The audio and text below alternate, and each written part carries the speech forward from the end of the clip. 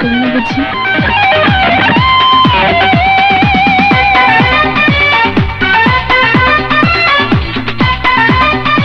তোমার সব লজ্জা